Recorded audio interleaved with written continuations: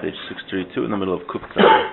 So we're talking about the different images of prophecy. That prophecy we talked about. The prophet receives images in this world. Hashem didn't have to do it like that, but we talked about many different reasons, a few different reasons why that happens. Hashem wants to relate to the prophet in ways that he, in this world, meaning human beings sees images in this world. So Hashem sends images to the prophet. And the other reason is that when Hashem sends an image to the prophet of things in this world, the prophet can understand why certain things are made in this world. We said like the eye, why a human being has an eye, because Hashem wanted to make an eye representing the fact that God sees everything and he is mashkif ala kol, and he's watching over everybody involved in everyone's life. So Hashem gave a human being an eye to represent that fact. So now he's going to go through a couple different images that could appear to prophets and what they mean. And each one is going to talk about a different aspect of creation. That's what he's going to talk about now. V'hinei. Let's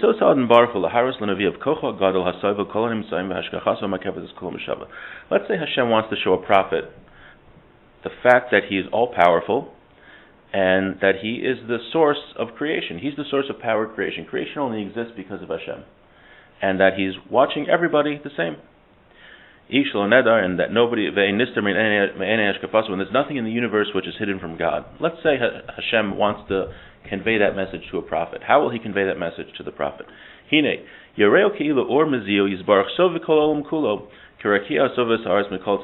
he's going to do is he's going to show his light coming through like the heavens. He's going to show him an image of the heavens, because the heavens, why? The heavens surround the entire world. So if Hashem wants to show his power, he's going to show that through the fact that he's going to show him an image of the heavens which surround the entire world. It says also, in Yecheskel, in Ezekiel, it says that he saw an image on the head of the angels, which was a rakia, a firmament, or the heavens. He saw an image of the heavens around the head of an angel, which was showing this idea that God is the source of power for everything in the world, that he is the reason the world exists, and that nothing is hidden from him. That was one thing. Let's say Hashem wants to show his justice. He will show the image of a king sitting on his throne. Tzedakah b'mino u'mishpat b'smolo, with charity in his right and justice in his left. Lahamed es kol briyosov mishpat tzidko, that he judges all of his creations fairly. 3. V'im yartzeh HaKadosh Baruch laharos es neviyav pratius hakochos hasovlos es ha'olam Eila al Eila. Let's say Hashem wants to show how his power supports the world, and that there are different levels. Right? We've mentioned many times that it's not just like we have a physical and then there's God. Right? There's the physical, and then there's a spiritual level above that, a spiritual level above that, a spiritual level above that. There's many, many different spiritual levels until we get to Hashem's emanations. It says in the Gemara, Ha'aretz al ma'amedes, what does the land stand on? Al amudim, it stands on pillars. Va'amudim al amayim, and the pillars, what do they stand on? On water. And the Gemara goes on to say the waters on mountains, mountains on wind, the wind upon the storm. And it says, V'kulam tluim b'zro shel Kadosh Baruch Hu, and all of them are dependent on the quote-unquote arm of Hashem. It's not literally pillars and water and mountains, but it's representing these different spiritual worlds. And what's the source of all the power for that? That the source that they exist is quote-unquote the arm of Hashem. Obviously Hashem doesn't have an arm.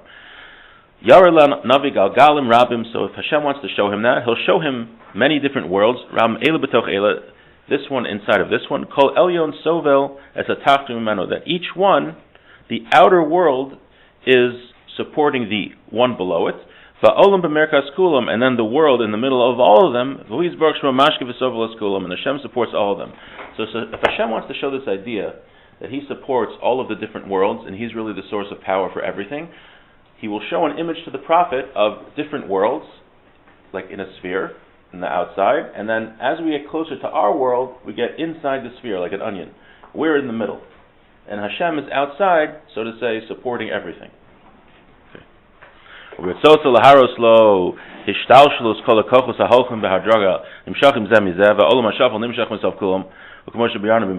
say Hashem wants to show the fact that all of the forces, the power that is in the world, and that the source of the lower worlds is the world above it. So, and that we are in the lowest world, right? We're supported by the spiritual world above us, and that spiritual world is supported by the world above it, and so on and so forth. And we're the lowest. The physical world is the lowest world. So let's say Hashem wants to show that idea. What is he going to do? He's going to show different levels, and we're on the bottom level. So instead of being a sphere, it's different levels, showing that the power, the spiritual power, decreases as we get closer and closer to us. But we're all supported by the level above us. Okay. Now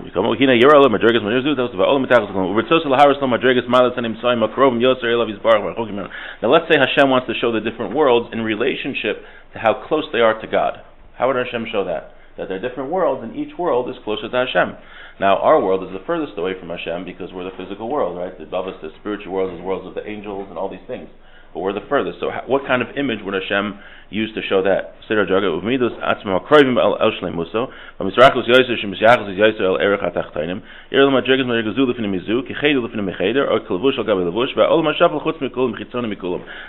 opposite of what we said before.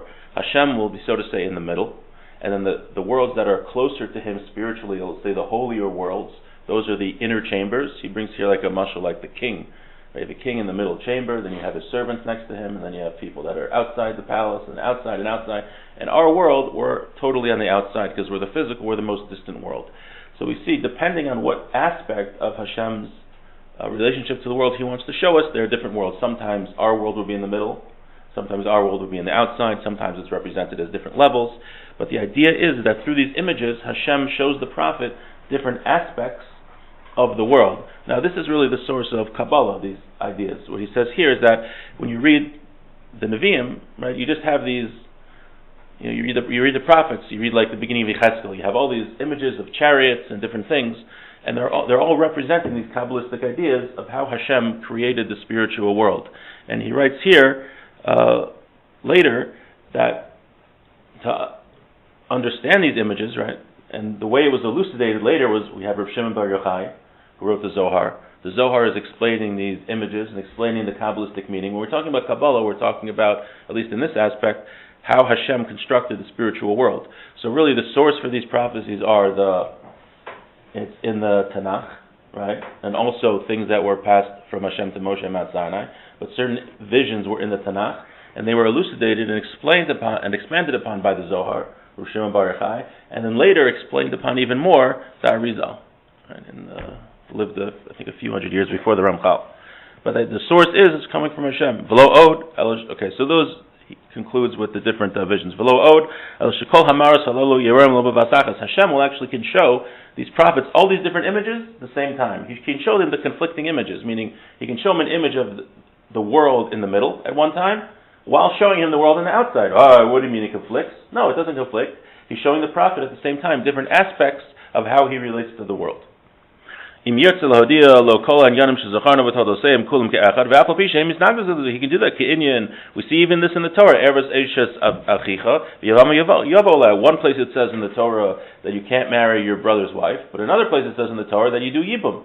So we have an oral Torah that explains that you marry your brother's wife when he dies without children, but if he dies with children, then it's a prohibition.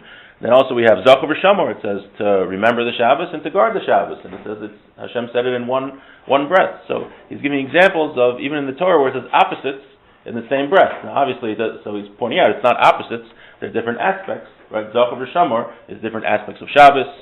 Yavam Yavola and Erev Eishes Achicha, they are different aspects of the mitzvah of Yibum and not marrying one's brother's wife. And all this stuff, this is above nature. Anything that's above nature is not tied by the laws of nature. In a dream, he says a dream has an aspect of prophecy. Like it says, that a dream is 1/60th of prophecy. That we have similar ideas how you can see opposites in a dream. You can see it, right? A person dreams stuff that can't be real, right? Images and things happening that aren't that aren't real in the physical world. Things can switch in a dream, and you don't even understand how they switched. You could see a person in your dream. Oh, there's Ruvain in my dream. And all of a sudden in your dream, he turns into a building or a stone. Right? Those are not normal things that happen in reality. So, because why? A dream isn't limited by reality. He's saying so too. A prophecy isn't limited by reality. So there's no issue of seeing these opposite images. And as we said, the opposite images are showing different aspects of the message which Hashem is trying to communicate. And the Ramchal writes in Derech Hashem that a dream, there is an element of prophecy in dreams, but he says you really can't rely on them because there's other sources for the dream, right? The dream you're having could be Hashem sending you a message, but it could also be the fact, he said it could be what you ate that day, could impact what you're dreaming. And he said it could also be the Sitra Achra, it could be the Yetzer Hara is giving you a dream, or influencing your dream. And even if you have a dream which has some truth to it, there might be falsehoods in it. So he says practically you really can't go after messages in your dreams because you don't know what the source of the dream is. It might be a Hashem telling you something, but it might not. Now, a big Talmud Chacham told me that if you have the same dream like 3 nights in a row or something like that, then you can start thinking about it maybe, you know. So Sof Davar, the end of this, is Ragvu Harkavo She'enim Lefi Derech HaRiyah, that you could have different aspects in the dream or the prophecy. Kol Shechein HaNavua Shemamash Chutz Teva, prophecy which is totally not related to reality. Shekodesh Baruch Hu Yedama B'Yad HaNavi and Mashi wrote that Hashem could put any image in the prophet's mind that he wants. It has nothing to do with reality. K'moshe B'Yarn L'Mal Kfar, like you already explained. Amar HaNeshama, says the soul, Yeshavti Me'od B'Dvarecha, I've become very happy and very satisfied with the explanation you gave in prophecy.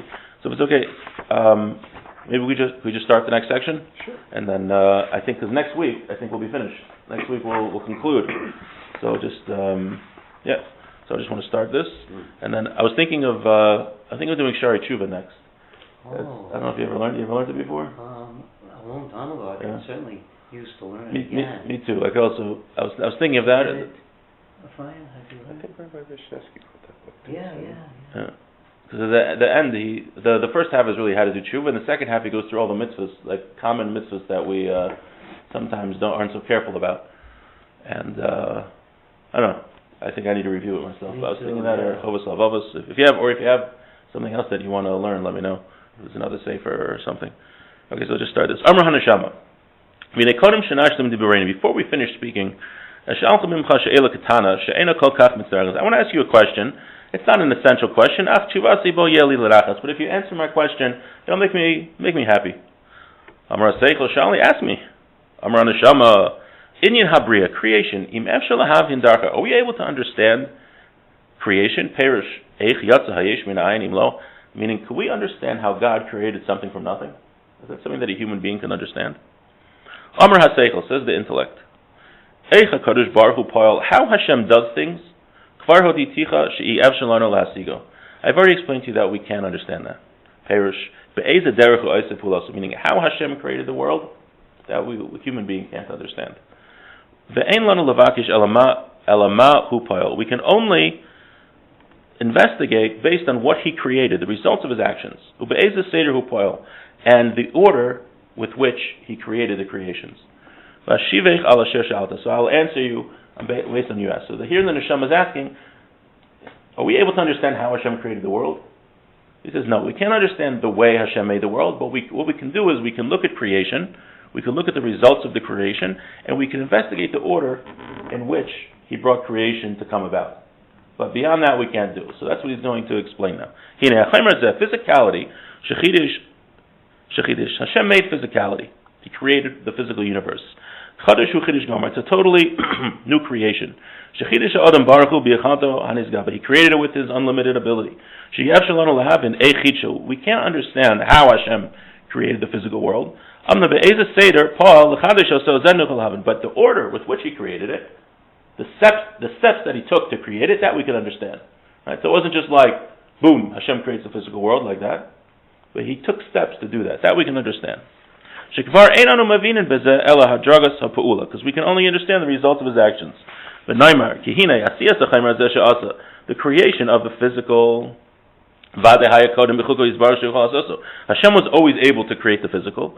V'shehaya asad la'asoso, and that he could have done it any time. Ki lo nuchol lashav bo yizbarach shem tosefes hashinei klal, because there's no such thing as an addition or a change in God. So this ability to create the physical world was something that Hashem was always able to do.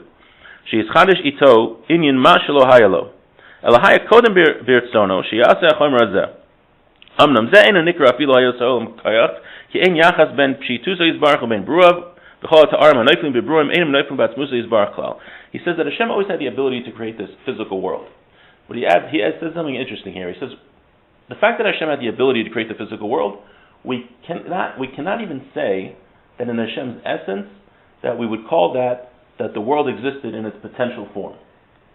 Right? What is that? Why? Because what that means is that we are describing Hashem's essence. He says because there's no connection between Hashem's essence and this world. This world is totally separated from Hashem's essence. So we can't say that just because Hashem had the ability to create the world, that the world existed in potential form in Hashem's essence, because we don't talk about Hashem's essence. Rather, when Hashem wanted to bring about physicality, create physicality, he brought into being certain hashbos, certain spiritual emanations, that these emanations brought about the physical world. And had a connection to this physical world. And he brought into creation these spiritual forces, these emanations, that at a certain level could bring about finite matter and could bring about the physical world. So he's saying that it was an idea we mentioned before. When we talk about Hashem's essence, we don't talk about God's essence, right? To the point where you can't even say that Hashem had the ability to create the world, so the world existed in its potential form. We can't even say that. So how does Hashem relate to the world? Hashem brought about into being certain emanations, certain spiritual forces, certain midos, and with that He created the world. So anytime we say Hashem is merciful or Hashem is kind, we're referring to these emanations that relate to the world. We're never describing Hashem's essence, Him, because it's totally beyond our comprehension. At the beginning of the Sefer, all we discussed was that we know that Hashem is one, and we know He's simple. Simple, not meaning not complex, but just we can't describe His essence, basically. So what he's saying here, which we'll continue next week, is that when Hashem created the world, He brought into being certain spiritual emanations, and through those emanations He created the physical world.